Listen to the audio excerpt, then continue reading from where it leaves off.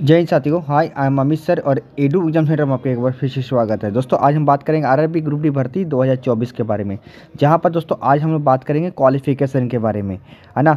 देखो सीसीए वाले छात्रों के लिए एक बहुत बड़ा अपडेट है। अब जो है सीसी वाले जितने भी छात्र हैं ना, वो सभी ट्रेड से जो है फॉर्म को अप्लाई कर पाएंगे। ठीक है, देखिए ये आपको वो ऑफिशियल नोटिफिकेशन। तो चलिए आइए दोस्तों देख लेते हैं आखिरकार इस ऑफिशियल नोटिफिकेशन में क्या दिया है और क्या नहीं दिया है ना। उससे पहले दोस्तों आप सभी छोटी सी रिक्वेस्ट है, अगर वीडियो अच्छी लगी है चैनल को सब्सक्राइब कर बेल आइकन जरूर बजेगा और अपना दोस्तों को जो शेयर कर दिया। ओके तो चलिए देख लेते हैं कि आखिर वो ऑफिशियल नोटिफिकेशन क्या कहता है और क्या नहीं कहता। ठीक है, चलिए देखो ये मेरा ऑफिशियल टेलीग्राम ग्रुप है, आप देख पा रहे हैं एडू एग्जाम सेंटर के नाम पर है, जिसका चैनल नहीं मेरे डिस्क्रिप्शन बॉक्स में दिया हुआ है। वहाँ से क्लिक करके आप मेरे ग्रुप से ज्वाइन हो सकते हैं, जहाँ पर रेलवे के सारे पल पल अपडेट में यहाँ पर अपडेट करता रहता हूँ। ठीक है, अगर आप मुझसे जुड़ना चाहते हैं तो लिंक पर क्लिक करके आप मुझसे जुड़ सकते हैं। ठीक है, चलिए अब देख लेते हैं वो ऑफिशियल नोटिफिकेशन क्या है, इसको देख लेते हैं। देखिए ये वाला आपको ऑफिशियल नोटिफिकेशन। ठीक है, चलिए देख लेते हैं इसको ओपन करके। देखो ये आपको वो ऑफिशियल नोटिफिकेशन है ना, आप लोग देख सकते हैं। देखिए government of India, ministry of railway, railway recruitment boards. ठीक है, ये देखिए नोटिस। ठीक है, चलिए नोटिस में क्या कहता है और क्या नहीं कहता मैं आपको पूरा आराम से बताना चाहता हूँ। ठीक है, देखिए ध्यान से देखिएगा। सबसे पहले आपका यहाँ पर देखिए क्या है, आपका देख सकते हैं एलिजिबिलिटी। ठीक है, देखिए ये किसके लिए आपका है, ये आपका CCA स्टूडेंट के लिए, छात्रों के लिए है। ठीक है, अब देखिए यहाँ पर क्या है, थोड़ा सा ध्यान से देखिएगा। सबसे पहले पॉइंट आउट मैं करता हूँ। ठीक है, सबसे पहले देखिए यहाँ पर लिखा हुआ course completed act apprentice CCAS है ना, any trade for trained in the railway establishments can apply. इसका मतलब क्या है, इसका मतलब सिंपल सा है, क्या है, कहता है कि जितने भी हैं CCA, जितने भी हैं, ठीक है, अगर आप लोग कोई भी अप्रेंटिस किए हैं किसी भी ट्रेड से, तो वहाँ से आप सभी जो है अप्लाई कर सकते हैं। ठीक है, ये कहा गया है पहला। दूसरा देखिए, दूसरा नोटिस मैं आपको पढ़ के बता रहा हूँ। यहाँ पर मैं आपको सिंपल सा भाषा में समझाने की कोशिश कर रहा हूँ, ध्यान से, कि मैं आपको पूरा रीड आउट नहीं कर रहा हूँ।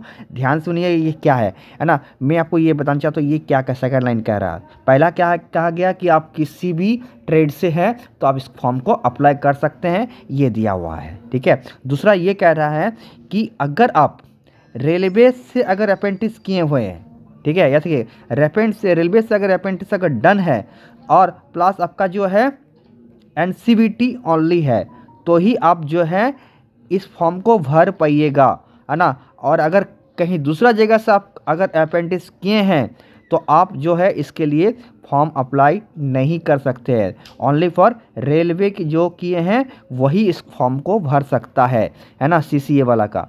समझ गए मेरी बात। देखिए इतना लंबा चौड़ा का बताने की ज़रूरत नहीं है, मैं आपको सिंपल भाषा में समझा दिया। पहला क्या था आपका, पहला था कि आपका कोई भी ट्रेड से किए हैं तो उस फॉर्म को भर सकते हैं, है ना। पर क्या है, पर ये है अगर आप रेलवे से किए हैं तो ही इस फॉर्म को भर पाइएगा। ठीक है, अगर दूसरा जगह से आप अप्रेंटिस किए हैं ITI करने के बाद तो आप इस फॉर्म को नहीं भर पाइएगा। ठीक है, यहाँ पर लिख दिया साफ साफ। ठीक है, चलिए अब तीसरा पॉइंट जो कहता है वो उसको ध्यान से सुनिएगा। ठीक है, देखिए ये तीसरा पॉइंट क्या है, तीसरा पॉइंट क्या है, ये कह रहा है कि आप जब भी इस फॉर्म को भरिएगा, ठीक है, तो यहाँ पर कहा गया shoot care fill the during of training. आप कितने से कितने भी इसको ट्रेनिंग किए हैं इसको बढ़िया से भरिएगा, और आपका कितना मार्क्स आया सर्टिफिकेट में, इस मार्क को भी ध्यान से रखिएगा और ध्यान से भरिएगा उस फॉर्म को जब आपका फॉर्म भरा जाएगा।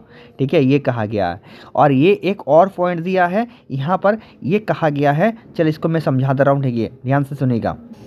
ठीक है, देखिए ये वाला पॉइंट जो कह रहा है, ये वाला पॉइंट क्या है कि अगर आप एग्ज़ाम दिए हैं इस डेट से पहले, ठीक है, देखिए कहा गया इस डेट से पहले अगर अपेंडिक्स का एग्ज़ाम आप दिए हैं जिसका रिजल्ट घोषित नहीं हुआ है, ठीक है, नहीं हुआ है, तो आप इस फॉर्म को तो भर तो सकते हैं, पर आपको वो जो डेट है वो मेंशन करना पड़ेगा। ठीक है, कि आपका जो है अभी तक रिजल्ट नहीं हुआ है, ठीक है, तो किस दिन आपका जो है इस डेट से पहले अगर कोई एग्ज़ाम हुआ है, अगर फाइनल एग्ज़ाम हुआ है, तो आप जो फॉर्म को जब भरेगा तो उसका डेट को जरूर सबमिट कीजिएगा। ठीक है, ये कह रहा है ना। तो ये रहा दोस्तों आज का वीडियो। अगर वीडियो दिल से अच्छा लगा है तो लाइक शेयर कमेंट जरूर कर दिएगा और अपना दोस्तों को जो शेयर कर दिए। ठीक है, चलिए मिलते हैं किसी और वीडियो के साथ, तब तक के लिए सीधे टेक केयर, बाय बाय, तब तक के लिए जय माता दी।